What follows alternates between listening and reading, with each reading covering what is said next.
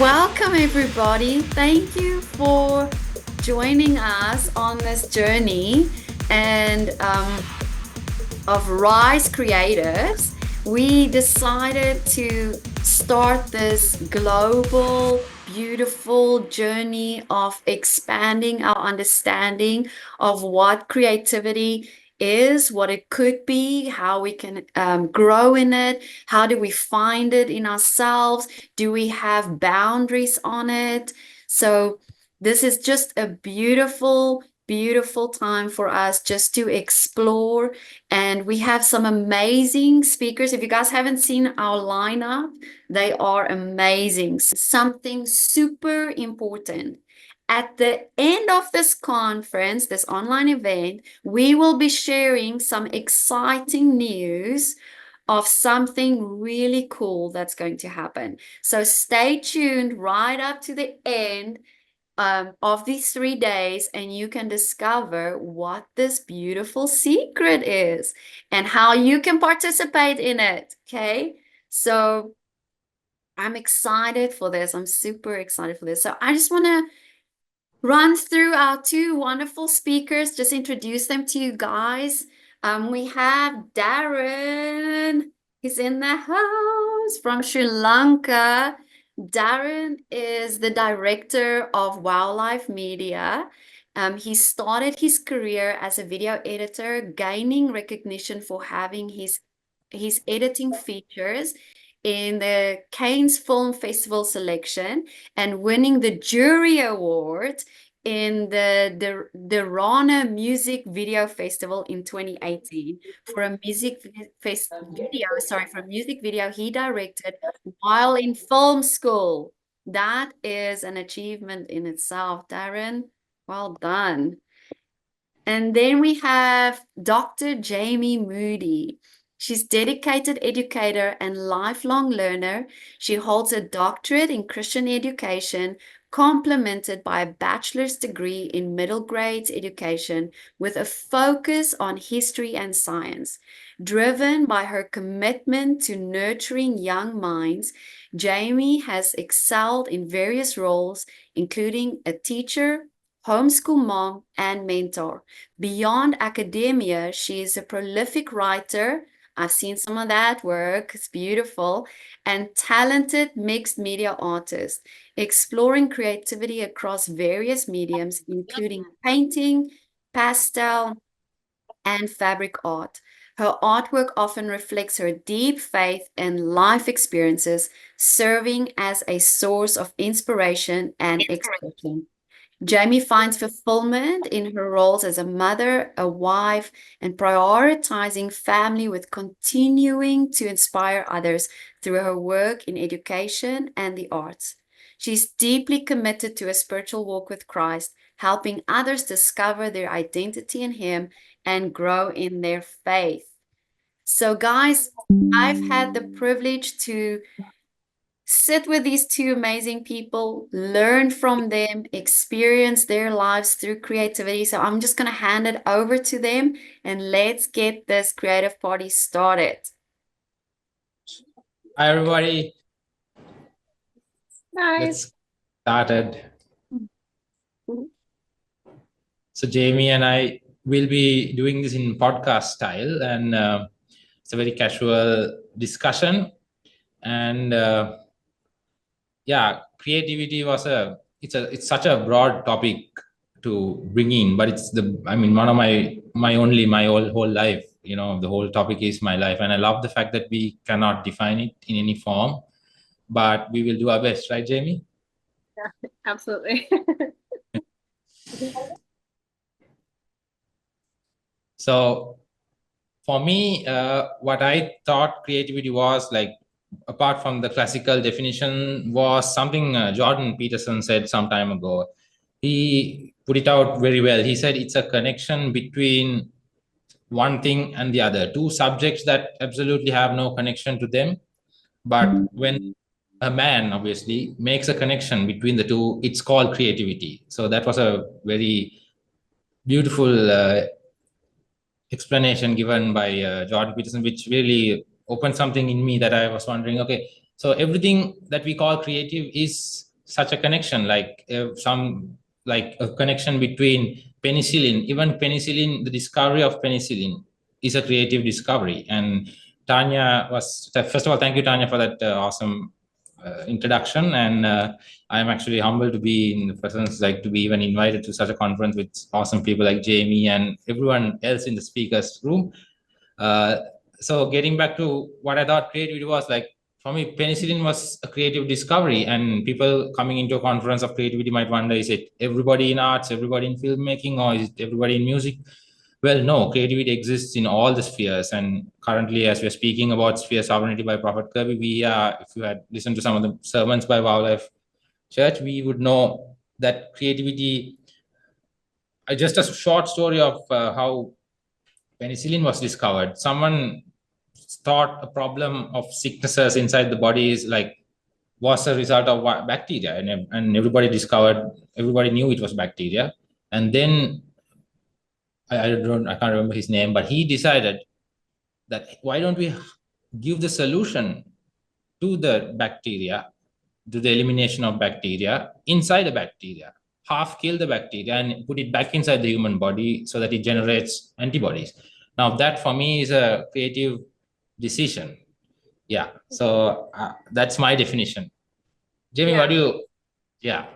I What's your totally, yeah, I absolutely totally agree. And the fact that like when I talk to most people, when they find out like that you do art or you're in a artistic field, most people are like, "Oh, I'm so not creative," because they connect creativity to art only. And I try to explain, like we're doing today in this week, that it's so much more than just the expression of creativity or the expression of. And so art is the expression of creativity. It's a form of expression of creativity. But like you said, the discovery of penicillin is a creative process. It's to me, it's more of the connection to the imagination. Creativity starts in the imagination. And so if you can think, you're creative. Yes, I love that. Yeah. And so everything, I mean, the person who came up with the idea, unlike you, I can't remember his name, but who imagined different ways to figure out the infection and all the bacteria, had to think and imagine ways to solve that problem. And so that's where I usually direct everybody, is having them just think, think. And that your imagination is where all of the creativity starts from, and where all the solutions can come from, whether it's expressing it artistically or expressing it intellectually, spiritually, all of those outlets. It's not just art as an outlet. So, yeah. Yeah, expressing it in a business plan or through your corporate workplaces or wherever you are expressing it, it's creativity. And the aspect of imagination, I love that. And the process of thought, like it's a brilliant thing, like that we have the ability to think, and thinking by itself was such a, I mean, I was wondering why are humans different from animals? Like that there is something we do that's so different. We redefine reality, we experience reality, and then we choose to give it a definition, and we tell that, oh, this is not what it meant. And that is by itself such a impossible thing to even fathom. How did we even come to a place where we decided to give definitions to multiple to raw reality, which was which led me to believe, like you, I listened to a song. I mean, my grandmother is probably one of the inspirations to me. She gave me a set of songs to listen to since I was a kid, and she introduced me to this composer called Vivaldi. And Vivaldi has a song called Spring, the four seasons. So every season, all four seasons. And I was wondering, man, winter was converted to a song. And I don't know if people did it before, but for Vivaldi to come and say, hey guys, this is winter, just listen to it, you'll feel like you're going through winter right now. And then people were like, dude, that's crazy, we did feel like it was winter. And like the way it's so violent and it's so chippy, and you can just, I don't know. And that's a thing, that's creativity. That's what people do. They take an experience as raw and inhuman, almost suffer very. It's a terrible, like winter is not that great, but they take it and they convert it into a song, and then multiple human beings connect to this one experience of winter. And then when everybody hears Vivaldi from all over the world, they go through this common experience of winter, and that connects all of their pains, and their suffering is lessened a little bit. So that's a service done by music. I'm wondering what other beautiful things came out of this brilliant faculty of our minds. It's just one aspect. Yeah. And the fact too that God created us in a specific way, right? He created us with his image. So he created us as creators, and he created us with these feelings and these emotions and ways to express it. And that was one of the things for him to say is go and create. And so when a lot of Christians too are talking about being creators in Christ, and they sometimes have like the mental block because we have put things in the box, like you were talking about. We put things in that box and defined it a specific way. And I think that's like, what our goal here is to redefine that for people to open up that box so that they can, because you're right. People do, when they do experience somebody else's creative expression, they connect to it.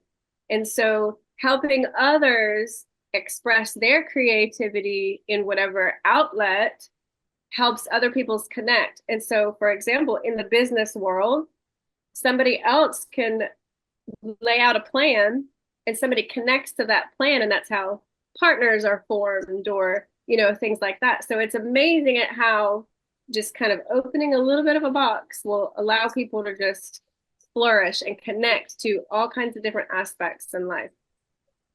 Yes.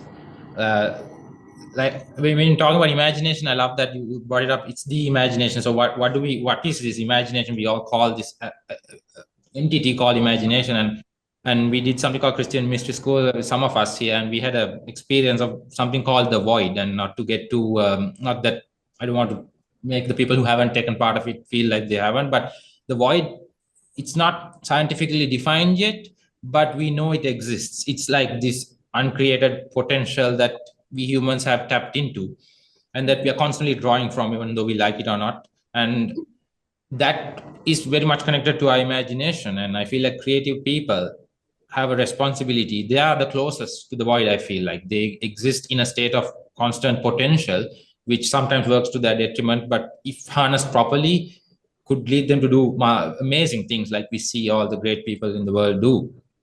But if something I've experienced personally, being like for the last 33 years, is like my mind, I can't get into a constant state in my mind. My mind will always look at something that I thought yesterday and criticize it. It's like, dude, you can't believe you thought like that. I can't believe you just decided to say that. Or it's like constantly changing and changing. And I'm like, can you settle at least? Like, can you please settle down on one, thought process at least? And then very soon I realized, thanks to Prophet Kirby and his teachings, and I encourage you all to check it out. He taught me that that's not a bad thing. That's your duty. That is the role of anyone who is creative. If you exist in this state of flux most of the time in your head, it's your duty to take that flux, take this uncreated potential through your faculty of your body and create, because that's bursting out. It's trying to come out of you, and it's your duty. As different people have different duties on this earth, and I believe everybody watching here will understand, will relate to that even in a little way, that you exist. There are parts of you that's still not sorted. You can't fix that part of you that is constantly disrupting your flow of your and that is something trying to create through you. It might be good, it might be bad, but it's good to come under an order, or like we are in part of a church, a community which grounds you, which helps you to create something that's good for a community. And I like the community aspect of it, because I don't believe creativity can exist in a void, so to speak. That's my understanding of it. It has to be grounded in something that gets physically manifested. I think you agree with that as well. Yeah, Absolutely. And I'm with you on that, especially as adults, where we do get, and some people can get flustered with so many ideas and so many of this, and trying to release it and going from one place to another. A lot of people get labeled as like, ADHD or things like that when they're just like but it's just so it hasn't come out yet. And I think one of the places, and I can't speak for all over the world, but I know here in America, it has been like the school system in itself, right? The public school system has they push critical thinking, but they don't develop the critical thinking in the use of imagination. Because as kids, right, kids get out there and play and they imagine. They're either playing with toys and they're, having the toys talk. They're using their imagining. They're creating a reality in their little scope. And that evolves and develops the critical thinking, the problem solving skills. And then when they get into certain school systems and situations, that's kind of suppressed. And then by the time they get to an age, it's like that's no longer how we're supposed to do it. And so as adults, it's so hard now to get back into that and to release it, because as kids they can release it. They're out there playing, they're out there creating, they're playing, I don't know, cops and robbers and Indians and Barbie dolls and, grocery store and all those things. And they're playing, but they're creating and developing that.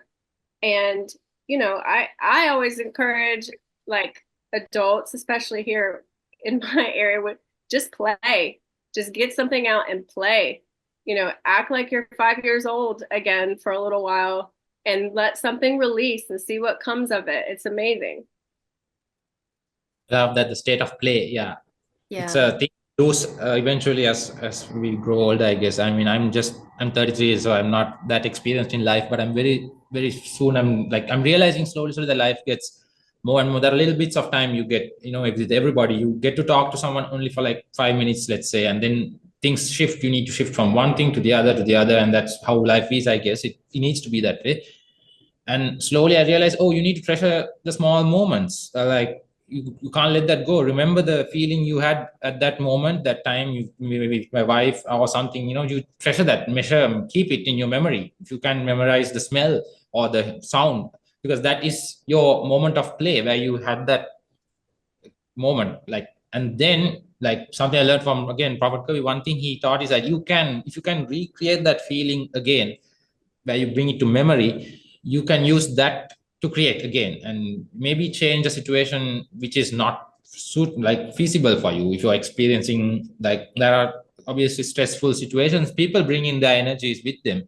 And for a long time I had been absorbing everybody's energies. I love, there's someone comes to me, I submit to their energy and I take on, and now I need to serve him in his level. And I've been doing that for a long time. Soon I realized I can't function in my fullness. So now I'm not going to subdue him, but rather remind myself of a moment where I played, like you just said, a state of play. And remember the smell, remember the sound, remember the moment. And as soon as I do that, I realize there's a new playing field and I can just suddenly put out new ideas. I feel like a child again. And those moments were that's the reason I believe we were, as children, we had so much of wonder, awe. And I was wondering, what's the purpose of experiencing so much awe in the presence of our parents, in the cradle of our parents, where we didn't have any cares, just to be slapped in the face when we are 18? Like, what's the point? Why don't we get slapped right when we were born? But because it doesn't make sense. Why go through the hurt? But now I realize those were moments of theurgy, rather, like as the word to use. You remember the feeling, you remember the sound, you remember the feeling you had when your mother carried you. And now you bring it into the workplace, you bring it to a corporate place, a cold world, you bring it in. And you be the mother now, or be your elder sister, your grandmother, whatever. That's the purpose of childhood, I believe. Otherwise, you get such a small time as a child, but it's the most impactful. Some people cannot overcome their childhood trauma. But the reason I believe is because that was your moment to experience pure, unadulterated, play. Like you just said, it's a beautiful word. That's right. Yeah, and I do feel like that in those states of play, you know, we're all, whether we realize it or not, looking for that happy chemical, right? Dopamine. We're all looking for that happy chemical, and kids are always happy. There's not really, they're not usually just sitting around moping and sad. It's usually they're just happy and they're playing. And so that chemical is being released in them. So that is what when we start tapping into those feelings and emotions of when we were a kid, it releases that chemical for us. And in our brains, what's happening is those our brain nerves are like just shooting off electricity everywhere, opening up new connections and old ones that have been like, dormant for a little while, and it just creates this perfect, to me, perfect canvas for expression. And when I say canvas, I don't necessarily mean a painting canvas. Any canvas, whether it's a ledger or a business plan or a medical advancement, all of these things to open it up and to just start releasing. Yeah, dopamine. That's the creativity chemical, I believe. It connects multiple, like it creates random connections. Apparently, when you were talking about that, that I remembered, like if you had too much dopamine, what happens is you just start making connections with every possible thing, and then you create conspiracy theories. But that's the beauty of dopamine. It helps you connect one thing, so you find more solutions. If you are an admin or like organizing an event or like some things I consider like very stressful for me, if you have enough dopamine, which is you can tap into that earlier childhood place of play where you remember your friends or whatever it is, you can immediately make connections to solutions like, oh, this guy is canceled on it. Okay, last minute cancellation. Oh, wait, I got a friend who could do that for me. Oh, that's all part of dopamine. That's dopamine's job. And dopamine is like essential. Like, and I had my brother must be, who's watching right now. He mentioned who's a coach. He worked under a wildlife coach called Dushan Gani, and they were founders of a very successful beverage brand which just got acquired, and now they're millionaires, I think. In the early stages of the company, my brother used to say Dushant was delusional almost with his success. He would have no money in his bank account, but he would know that tomorrow would be great, that he would somehow make this brand a success. And my brother would have the reality, the accounts. You could see the accounts he would pay his salaries of the employees, but the next day was a blur. Like there was no idea. He had no idea how to even go on for the next day. But Dushant was delusional, he said.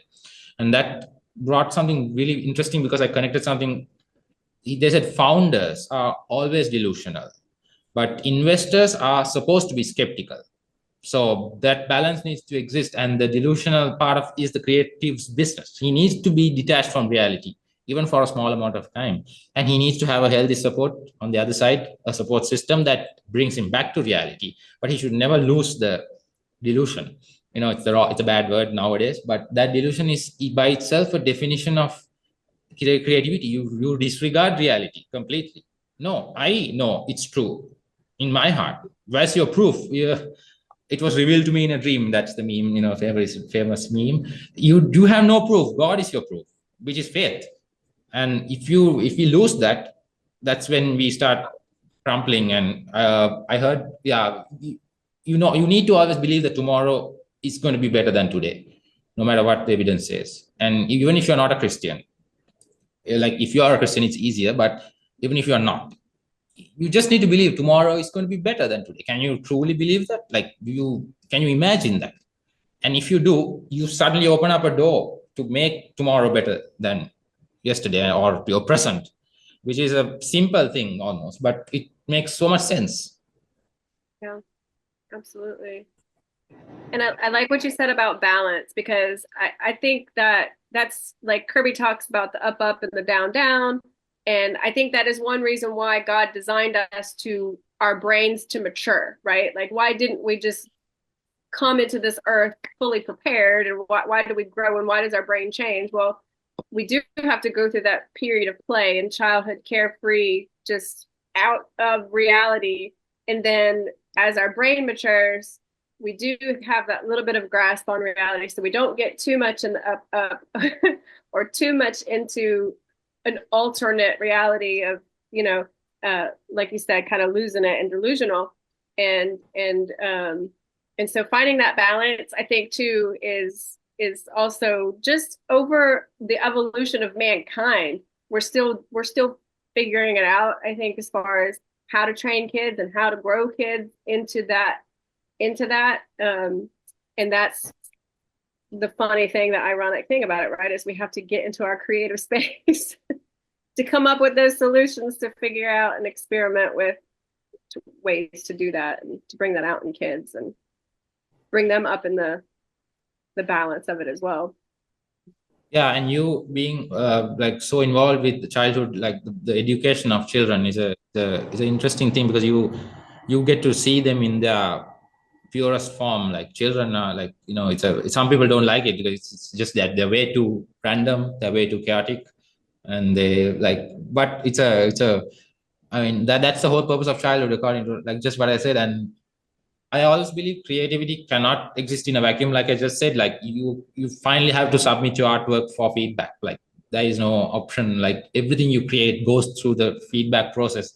No matter what you say, I have no boss. If I would like to live without a boss, I mean, work with no boss, there will be a boss eventually, which is the aspect of the scent aspect of like this. Is, I mean, I have to connect everything to Wow of teaching, because I grew up on that. I mean, since I was a teenager, but still the scent aspect, the man above you, in every given moment there will be someone. So that's a humility aspect the creative needs to probably go through, because you come with a lot of bravado, not bravado, like with that delusion you come with a lot of confidence. It's a good thing to be confident. If you're not confident, you can't create.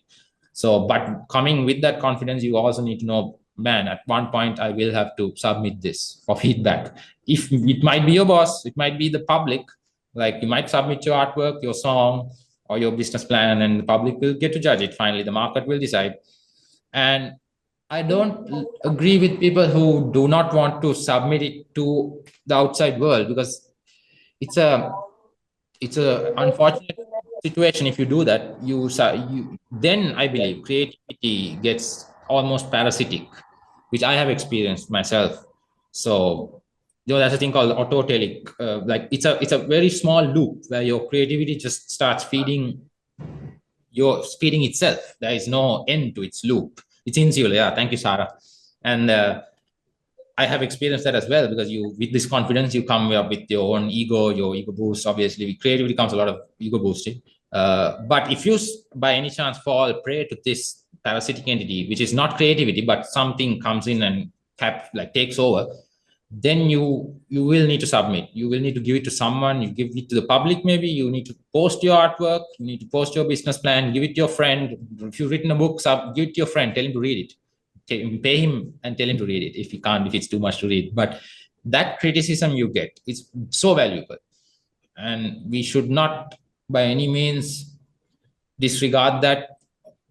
I mean, it will only make you better, and you will know when it's coming out of spite or if it's coming out of jealousy. You will know. But it's so important to submit it and to to gauge it. Okay, this is too much creativity, probably too much randomness, too much chaos. The public don't need that right now. And I will reduce it a little bit, not compromise, not 100% compromise, but I will be feasible. It's a beautiful heart of a pastoral heart, like a teacher's heart. It's one of the seven spirits of God. You decide to, okay, these people do not understand what I'm saying. Maybe I will simplify it, not fully, because I can't take away the core. I cannot ever take away. I won't be a sellout, but yes, I will, and that grounds your creativity, and it serves so much more people than you would do on your own. So it's so important that it's a flow. It starts from the void, it starts from God, whatever you believe. It's random, it starts forming into a understandable packets of data, let's say, and it leaves, it goes to the earth, and it creates beautiful things for everybody to enjoy. That's right. And because we all have our own perception and our own filter that we see the world through and experience the world through. So regardless if it's a business plan you're reading or a book you're reading, you're always going to have your own view on it. And so feedback is, for the creator, it is growth. You learn what other people are perceiving from what you're expressing and what you're putting out and your creative thought. And sometimes triggering more creative processes for other people, giving them new ideas and fresh ideas and solutions and things like that. And it does it. Not only is it like a catalyst for your progression and your cycle and keeping your flow going and expanding yours, but it's also other people tapping in and then it propelling theirs as well. So that's a important reason also. I do believe that we're all here to serve others in the capacity, right? So that's everything in our life is essentially to serve others, to be a solution to others. And so even expressing your creativity is for other people, like you said, Darren. It's super important for us to learn from each other because we all have different filters and different perceptions and viewpoints. It's just a help for everyone else when you have that. So in the art world, we here in my house, we have an art council, and we have what we call open studio, where people will just bring their artwork, whatever they're working on. They could be crocheting, they could be writing, they could be composing, they can be painting, and we'll just sit and we'll talk sometimes. Hey, what do you think about this? What do I need to do different? And give each other feedback supportively. And oh, I didn't even think about that. Thanks. It brings to light because you're looking somebody else's perspective into your expression. And this is what I'm seeing. Is that what you were trying to, get out there and that kind of thing? So yeah, it's super important to express your creativity. Yes, that's what you meant. I just got that. Like, by the way, you said express. Now it makes more sense now once I just got that. Sorry, yeah. Like it needs to come into a physical form of like where everybody can tap into it. And yeah, it's a I mean, I like creativity in multiple fields. Like in chemistry, something I stuck by when I studied it back in the day was the discovery of the benzene ring. I don't know many of you would have done it. Or it's the hexagonal shape of the benzene ring, and they say that they didn't understand that atoms existed in in that hexagonal form. I mean, it's not truly in a hexagonal form, but it's in that form. And it was through a dream. One of these chemists came up with it. It was a dream of a snake eating its own tail, and that dream is what made all of us. I mean, it created so much of opportunities because of that discovery, but it was through a dream. And many times Einstein also had a dream and then discovered so many things, which is just a pure connection to something unscientific. And I mean, if you tell that now to a scientist where science has got a bit religious, they would not, I mean, accept you. But it was revealed to me in a dream. That's the whole point. Once again, like he saw a snake eating its own tail, and I was like, oh wait, why don't the carbon atoms connect back to each other? And then everybody's like, oh, all the equations make sense. Now, is that divine? Is that spiritual? Well, it could be. Well, it sounds like it is. And I mean, it shouldn't be denied. Like it's philosophical maybe, but you shouldn't throw that out. That's creativity. It's very spiritual. It's very connected to the mystical. It's very spiritual. It has to. It's always with the spiritual. And I mean, the more you keep that. Oh, hey, Dimitri Mendeleev and the period. Okay, so Amir Beck has messaged that. Yes, that's where you need to have they say have an open mind, which is cliched now, but having an open mind is a tough thing. Like you exist unpolarized. You look at the news without polarity. When you see you got to explore all. Like today I saw something awesome, something Aristotle or someone has said. Yeah, Aristotle. The intelligent man can entertain a thought but not be consumed by it. So that's the mark of an intelligent man. So he lets a thought come in, but he analyzes the thought from outside, which we know from Christian mystery school very early. But that's if you could do that, that's an essential part, I think, for you to have a good understanding of creativity, where you can make more connections to different fields. Like now you're a doctor. I love that because you've studied, you've gone through all the spheres, and you've met different people probably, and you've studied so much of other individual subjects that don't connect to. So that's an important part, I believe, right? Exploration. Absolutely. It's super important because that, if you, again, you go back to childhood, that's and psychological and physical development, that's a stage, is exploration, explore, play, we call it play, but that is it. And even I have to remind myself, and I do feel like I am a very expressive person. I do most of the time feel like I'm still a kid, maybe a teenager. But even as an adult and even in myself, I have to stop and say, okay, number one, what would make this fun? Like, and what would a kid think about this in the sense of like how their thoughts are, because they're so innocent, they're pure, they do have that open mind, and you just have to, I tell myself all the time, think like a kid, think like a kid in an adult mind, think like a kid. And that does it. It does open up the mind. And sometimes it's just like, as an adult and just the type of person I am, I have so much coming in at one time. And there's a funny thing that me and my little group of artists here share all the time, is because we all have tons of these hobbies that we want to do. And the internet is just out there with everything, right, to share. And it's like, oh, I want to try that. I want to do that. I want to do that. I want to do that. And moving on from the next to the next to the next. And it's like, okay, so many people get so concerned about just stop and find your one niche. And I'm like, okay, but you know what? No, explore. Because I don't just express myself through art. I express myself in all kinds of different ways. And if you stick yourself into one expression, like I'm just a musician, I just released myself by playing the guitar, or I just released myself by writing poetry or writing, then so much else is going to be suppressed inside you and you won't be able to release. And you'll have, I don't want to call it difficulties. I don't want to put anything in a box or, anything in those words, but it can, we'll just call it suppression. It will be suppressed and it needs to be released. So exploration is super, super key. Totally.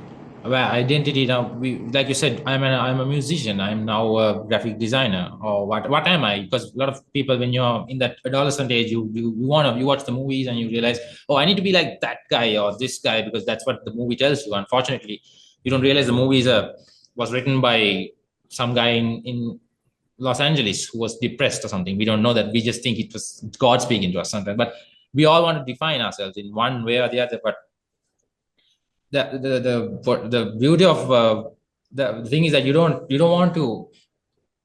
It's a tough thing to do, because you are constantly being told this is who you are now. You are useful, but you need to not confuse your use for society with who you are. Yes, you have a duty in society which you provide value and you get paid in money for that value you provide. That's a simple thing. You're like, you are part of a big tree. You're one of the branches. That's your job, but that's not who you are. That's why you need Christ, because Christ is it's a collection, it's a communion. He connects multiple things, and once you know who you are, okay, I am the Christ. Now what does that mean? I am the Christ. I'm not Jesus, but I have the Spirit of Christ, which means you have the potential to be what you think you should be, because that's given by God. So that we need to always be, you need to remind ourselves. I mean, this most simple, the simple gospel, that's what I believe is what helps there. Because you don't want to be boxed into what anybody else calls you to be, just because that's your job. And it's lovely that you take the time, Jamie, to explore and okay, that's not who I am. You choose to take on the hobbies, or what you might not be hobbies, but still you choose to do that. Because even the older, I mean, the more we go through life, that's the whole point of growth, I believe. I was like, why does life get more complicated as we grow up? It's growth, which is, we learned that in biology. When you what defines living, how do you define something alive? It propagates itself, plus it increases in complexity. So that's true. You, as an adult, more you grow, life becomes more and more complex, which is the whole point. And that's not wrong. It's not something, that's nothing wrong in that. But the more you get complex, you realize you're dividing. You're coming in as the blob of potential, and like God divides, you're dividing slowly into tendrils, smaller tendrils. That's what's happening. But in that division, you choose to remind yourself who you are, the source, which is God or Christ or whatever you believe, the potential. That you go back to the place of potential, and okay, I can also be that. There's always an opportunity to be this tomorrow, and that keeps fresh. Yes, that's beautiful because it's also in, I feel like failure, what we would call failure or what people would call failure is extremely, extremely good. Yes. And I can't remember the exact quote. I have it somewhere. I used to post it in my classrooms about failure. I want to say it was Albert Einstein who talked about without failure, there's no progression. There was also an artist that also had a quote about failure. And it's, you know, we want to call it that, but what it is it's growth. There's nothing wrong with doing something or having a mistake. And of course, in America, Bob Ross is huge about, there's no accidents, just happy mistakes and things like that. And so, or happy accidents. I probably got that backwards, but um, that's going to grow you. So so many people get really discouraged. Oh, I can't draw. I can't. And it's growth and stepping out of what looks good or what comparing to other people's expression, because that is all it is an expression. It's an outward expression of our creativity, of our thought, of our imagination, however we express it. Business plan, writing grants, writing music, whatever it is, it's an expression. And so to get that your identity in your head and not comparing to other people's identity or expression, that's what's going to make you grow. It's okay to fail a little bit at something because that's just going to make you better and make others better as well, especially when people can see you fail and how you grow from it and how you respond to it, especially children. I always go back to children, but Can Yeah. I jump in here real quick? Yes, I have please. a really good story to tell about failure. There's this company in the United States, a scientific company. They invent stuff. And they had a new CEO came into the company and said that he changed some structures around in the company. And after about 3 months, they realized that the company is dropping in production of new inventions, and therefore the whole company is dropping. So they started doing research as to why this new CEO with all his new structures came in and what the difference was. The previous CEO said that you are not allowed to, for all the inventors, you are not allowed to put a product up in the market unless you failed at 10 of them. The new CEO said you're not allowed to put any product on the market unless you've perfected it. So he took away their creativity to play. And it brings fear onto what if I fail? What if I make a mistake? But the whole process of creating that final product is the process of failure. The growing up of your creativity is the process of failure. And if we, like what Jamie is saying, allow ourselves to lighten up when it comes to creativity, even for ourselves, we're talking about a community, bringing creativity to a community. But creativity starts in healing your own life first. And if you can allow yourself to heal through your process of failure in your creativity, you actually discover your true essence. Because you're going to discover what you don't like and what you do like, and that becomes clarity on your voice of expression. Beautiful. and That and is there's so many cliche phrases out there that we put out there, right? You don't know until you try. Try again. Get back on the horse. We hear these things nonstop, but we're really not hearing them. We're hearing them, but not hearing them. Exactly. yes. Do you guys want to answer one or two questions? That's great. Yeah. Okay, so Sarah asked for each one of you, what is your favorite way to enter into your optimal creative flow? Jamie, do you want to go first? Yeah, sure. So normally, I would say this is hard to answer because my optimal state of flow is right now because of what I'm doing currently in my life is nonstop. But if I do find myself in a block and I really need to concentrate on a specific thing to get the creativity going, because there are times when I have to do that. I meditate. I kind of get into the void a little bit, meditate, try to push everything else, all the other creative ideas and thoughts that are flowing through my mind like a raging river.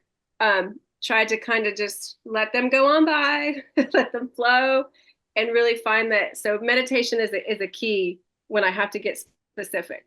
But in general, because of the way my life is right now, I don't have a lot of preoccupied things as far as a day job or those kinds of things. My life literally is creativity right now, so it is in a constant state of flow. That's awesome. Darren? Yeah, for me, there usually has to be like Robert once said, that's very essential, that the risk factor always exists now, because in my work I'm also creating. So I would know tomorrow if I do not give this in time, there is a fear aspect. So the fear is where I use the fear to make me work better. So that has to exist first, an end to my creativity. There will be the limit. Then there will be a place where I will remind myself of, like I said, the happy memories. When I was a kid, when I played the video game Age of Empires for the first time, the video games are my happy time where I remember like that's like the best memories kind of I have. I don't know if that's good or bad. So I will go back to a place of where I can feel like I'm a child again, like Jamie said, which is now it makes sense. I realize I go back to where I was a child, which is amazing. And then I would just do my first draft. If it's writing, whether it's editing a video, whether it's doing a post or whatever it is, I will not hesitate and just create something. And like they say, the first draft will always be crap, to use a better word. We just do it. And if I do not do it, that's where I realize I start getting depressed, which is like not, I don't call it clinical depression, but if I choose not to act and I exist in that thoughts place where I'm not sure what to do, I just get like I could feel like a depression coming over me. So it's a good, I mean, I realize that's where you realize some of these, not mental illness, but some of these aberrations in our minds are kind of good. So I would just act. And that creates probably one of the worst things I've ever seen. But I know it's the worst thing I've ever seen now. And then I just build on it, build, and then take off distractions a little bit, because I like to have no distractions sometimes. Despite what others might say, I still function when there's like, I might put some music a little louder than usual just to keep focused.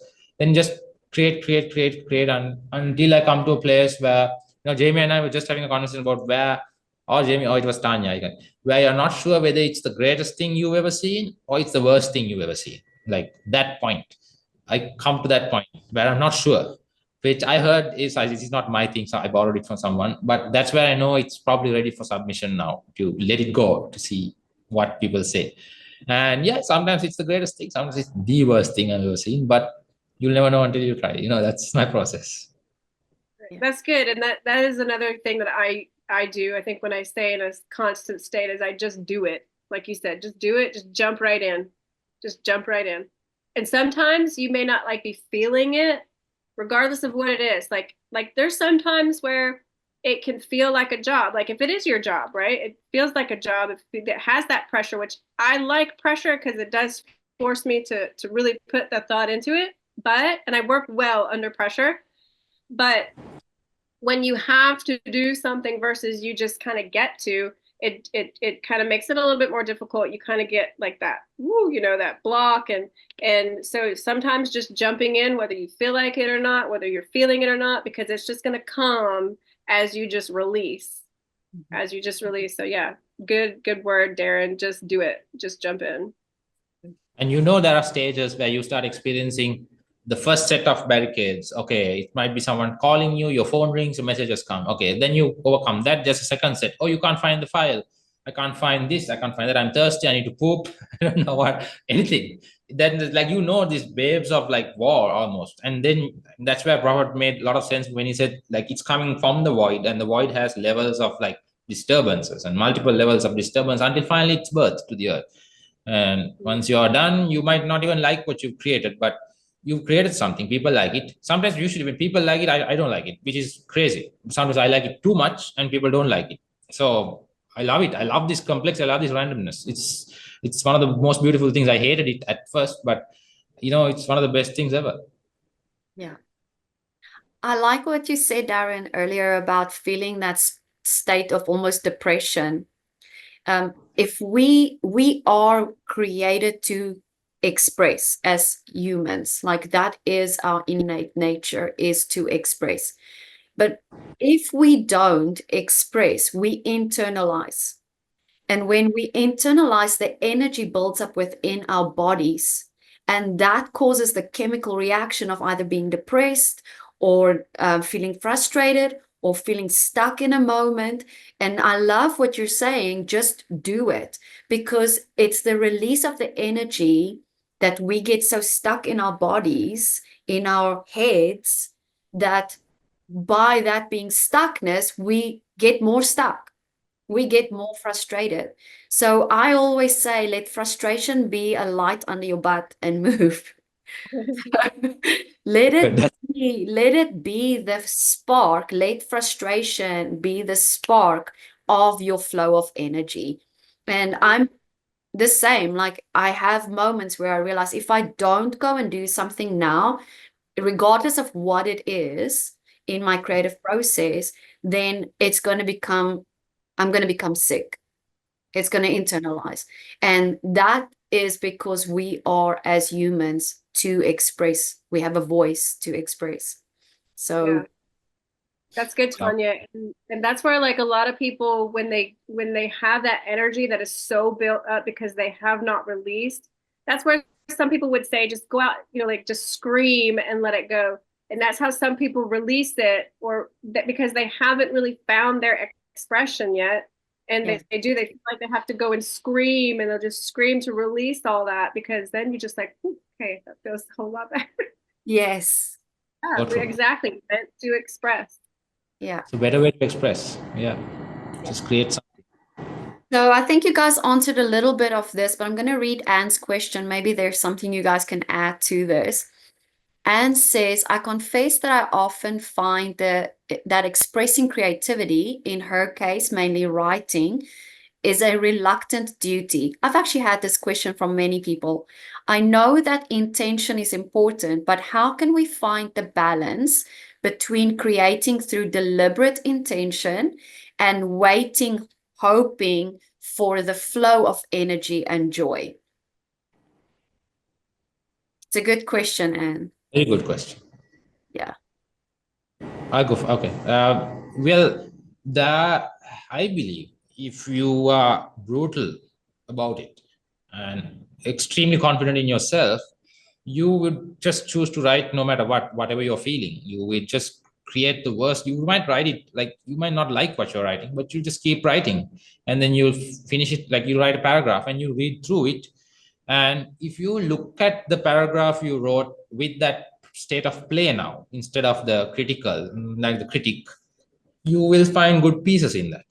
And then you can just backspace thanks to the computers. Now you don't need to erase. So you just rewrite that. Now you start feeling, do not try to, I believe, take dopamine out of what you've written. Like for example, you write something good and now that makes you motivated to write something better. That's not good motivation, because that is one of those parasitical things that could go wrong and cause you to write something that you love so much that no one else loves.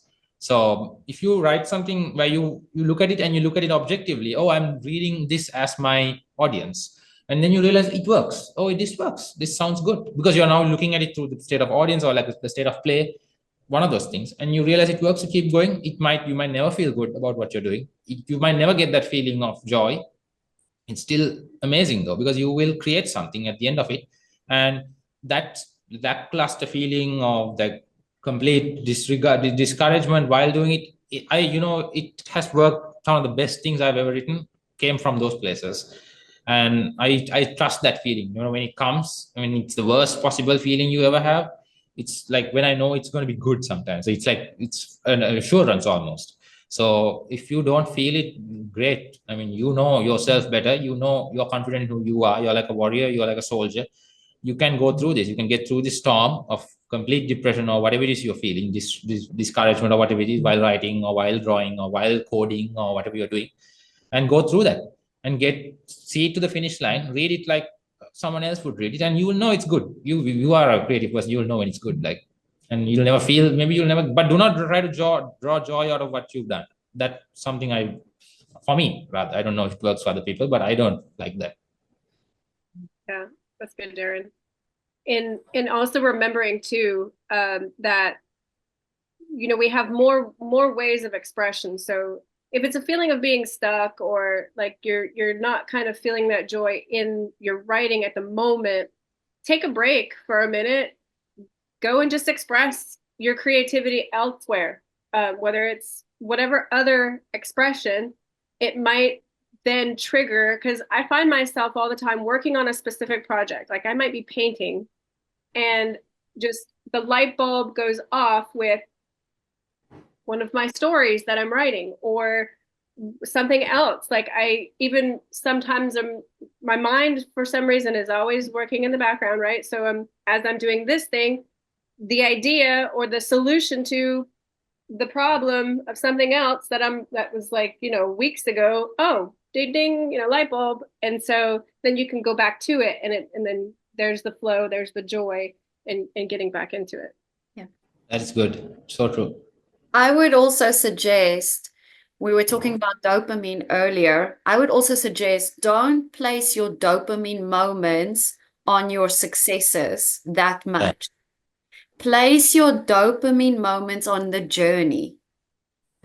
So create small little sections in the journey where you create dopamine, because if you complete a project and your dopamine is so high, the crash that you receive after that high takes your body longer to come back into a state of creating dopamine and creating a high place of joy. So even with what Jaime was saying and creating something here and it sparks something there, is that this took away the thought processes, the analyzing logistical processes, basically, because she went into a theta state by creating this, causing the mind to shut down, the frontal lobe to shut down, where the creative process can lighten up again on another project. So if you have moments where you can be in flow, whether it's cooking, whether it's washing the dishes, something monotonous, something that you're not thinking about, when you can come out of a state where you're doing something like that, you're stirring up a different chemical which can activate the creative process again. But don't place your dopamine on your high moments. Go, okay, that was fine. Let's go again. Right? Don't expand it that much. That will help you stay in your flow for longer. Really, 100%. That's very nice. That's so true. Great. I have a question for you guys. This is just something while you guys were talking. What would you say to someone that they don't have any confidence in their creativity? What would you guys say to them to start stirring up confidence in just creating? How can Jaime? they build it? Yeah. So I always refer, back to kind of like childhood. So again, think of it as play. Just play. A child goes into coloring a coloring page with no expectations whatsoever, except for that it brings them joy. And so don't look at the final product. Just go into it as in, I think I'm going to really enjoy this, and make it an enjoyable process. So it kind of, again, we've repeated a lot of these things as far as just do it, just jump in, explore, play, and just go into it of a state of, I want to do this to enjoy and to have fun. Yeah, I like to add to that as well. Like, in order to go right at it, sometimes if you lack the confidence, thankfully my parents are probably watching right now. My mom used to call me like, oh, you're very talented, by the way, you're very good, you are probably like Da Vinci. That's what my mom used to tell me, by the way. And now when I grew up, I'm like, Mom, why did you even tell me such a thing? I would have grown such a big head. But that extreme overconfidence is what gave me like the bravery to just do everything I could believe and have like no thoughts about what others would think about it. And I realize now your parents probably, if your parents didn't tell you or give instill that confidence in you, you can always go back to a moment where you felt confident, and or you read the Bible or just become, you know that moment who you are a child of God. That moment itself should give you that confidence, and you will try now. You have the confidence to try whatever you want, Yeah. because the confidence is like it's key, because you cannot, like, you are braving into the wilderness. That's what you're doing when you're creating. You are going into something unknown. You need to have the assurance that you're going to make it to the other side, and that complete delusion, at least what you call it, that you will make it to the side, is what will keep you going, creating something. So just that aspect of confidence is very important for me. I treasure that my mom told that to me at that moment, because without that I wouldn't have like chosen this path even. Mm-hmm. Yeah, and creativity takes bravery and risk. Yep. You have to be able to jump into bravery and risk in order to create. So if you don't have any parent that cheered you on, made you have a big head and confidence, that's why we're here. That's what Absolutely. we're doing. We're stirring it up for you guys and hoping that, yay, you guys can. Yes. Because there's That's areas like that I'm not fully confident in myself, right? So there, like, worship is a big thing, right? And I'm not proficient in instruments. I'm not a proficient singer, but I will get in the car with my family and just belt it out.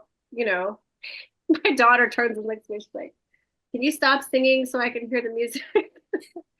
But I can't sing. Like, I'm not a proficient singer. I can't hold pitch and tune and all that beautiful stuff. But it makes me happy to sing along with songs that I connect to. And that's why I always say, if it makes you happy, that's where the confidence is going to come from. So now if anybody jumps in my car, they're going to get, serenaded, whether they like it or not. Yeah. But I don't know if I'm confident enough to do it in front of like a big crowd. I got to work on that. We were even talking about setting up this online event.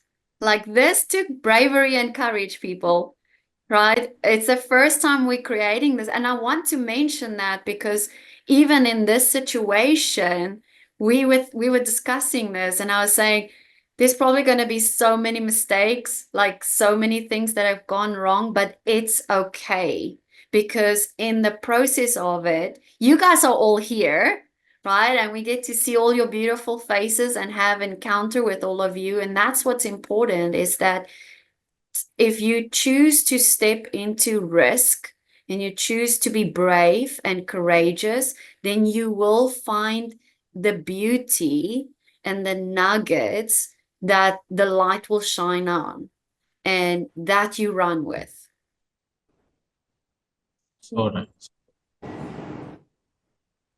Great. Well, you guys good? What else you sharing with us? There's no more questions. Do you guys still have questions? I If, would just like to say Go ahead. one thing. Yeah. My wife is a now, since I've got married, she is my complete opposite, and I've that has caused me to become even more like blossom my creativity. So if you think that your partner or anyone, your friend or whoever it is, needs to be on your side when it comes to your process of creation, no, they should be the ones who set the limits, the boundaries. If you are creative, in that case, if you are chaotic, and if you are that, then they should be the opposite of that. And do not ever think that if your friend is truly criticizing, or if your wife is criticizing, you are dealing. My wife doesn't criticize me, by the way, but she encourages me. But she gives the timelines for my creativity, because I need to now attend to other things. And that's just the best thing that ever happened to me, because now I can do so many creative acts within a given time. Sometimes we underestimate all of the limitations we get, but the limitations are so important. Yeah, Yeah. it's good. I can agree with that as well. My husband is the total opposite of my creativity, and I often say he grounds me because as creatives, we can go very up, up, up. We can be in the clouds most of the time. Like Jamie said, she's got 1,000 things running through her head. And he calls me like every moment, like I've got squirrel moments. Like I have most of those guys, but he's so grounded. And I agree with Darren, like being so balanced, it stirs up more creativity and it's beautiful to actually observe. Yeah. Well, I do have an activation, something to get our brains creatively thinking for you guys to do. You could do this at home. And I encourage you guys to just, if you haven't already, to maybe get a notepad. Yes, maybe take some notes, but really and honestly, just journal through this experience. And some key tips on creativity. But as some of the speakers do, we're going to have a few things for you guys to activate your creativity.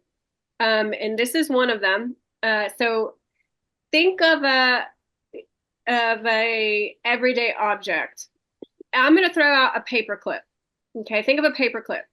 It has a general purpose to clip papers so that they don't fall all over the place, but you don't want to staple them, right? Think of a paper clip. And in your little journal or on your piece of paper, you can either express by drawing or writing, jotting down a list, however your brain expresses, but come up with some alternative uses for a paper clip. And not just necessarily uses, but just things that you can do with a paper clip. Get really creative. Just think outside of the box that we have put on a paper clip and come up with different ways to use or things to do with a paper clip.